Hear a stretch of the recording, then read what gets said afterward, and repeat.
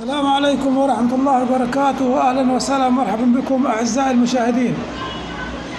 هذا أمر خطير ومهم جدا للغاية. احذروا هذه اللعبة، احذروا هذه اللعبة التي دمرت كثير من الأطفال، خاصة أطفال المدارس. هناك مشاكل كثير جدا في المدارس، مشاكل كثيرة جدا في المدارس حصلت مع الطلبة. هذه اللعبة تؤدي إلى الموت وتؤدي إلى الفشل وتؤدي إلى التدمير. هذه اللعبة لابد من وقفة من الأهالي، ولابد من مراعاة الأطفال التي تستخدم الهاتف، تستخدم التليفون. هذه لعبة خطيرة جدا. أرجو من أولياء الأمور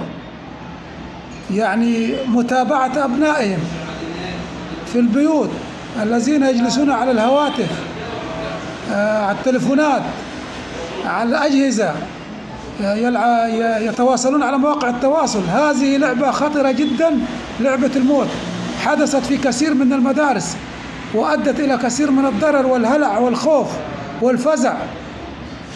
فإحنا ما ينفعش نروح نصور مدرسة حصل فيها كذا، ولكن أقسم بالله حصل في مدارس كثيرة هذا الهلع وهذا الخوف بهذه اللعبة التي هي لعبة تحضر الجن ولعبة سحرية تدمر طفلة.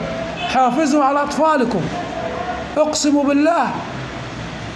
هذه لعبة تتسبب في إعاقة الأطفال، ونحن في غنى عن ذلك. أرجوكم حافظوا على أطفالكم الذين يحملون الهواتف، يبحثون في مواقع التواصل، يتعلمون الألعاب السحرية. حافظوا على أطفالكم ولا تلقوا اللوم على غيركم، وشكرا. السلام عليكم ورحمة الله وبركاته. أهلا وسهلا مرحبا بكم أعزائي المشاهدين. هذا أمر خطير ومهم جدا للغاية. احذروا هذه اللعبة، احذروا هذه اللعبة التي دمرت كثير من الأطفال، خاصة أطفال المدارس. هناك مشاكل كثير جدا في المدارس، مشاكل كثيرة جدا في المدارس حصلت مع الطلبة. هذه اللعبة تؤدي إلى الموت وتؤدي إلى الفشل وتؤدي إلى التدمير. هذه اللعبة لابد من وقفة من الأهالي، ولابد من مراعاة الأطفال التي تستخدم الهاتف، تستخدم التليفون. هذه لعبة خطيرة جدا. أرجو من أولياء الأمور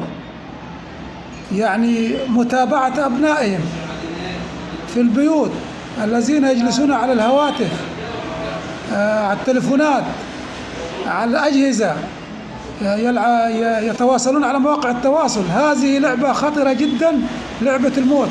حدثت في كثير من المدارس وأدت إلى كثير من الضرر والهلع والخوف والفزع. فإحنا ما ينفعش نروح نصور مدرسة حصل فيها كذا، ولكن أقسم بالله حصل في مدارس كثيرة هذا الهلع وهذا الخوف بهذه اللعبة التي هي لعبة تحضر الجن ولعبة سحرية تدمر طفلة. حافظوا على أطفالكم، أقسم بالله.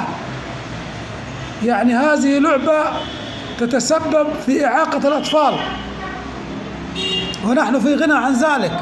أرجوكم حافظوا على أطفالكم الذين يحملون الهواتف، يبحثون في مواقع التواصل، يتعلمون الألعاب السحرية.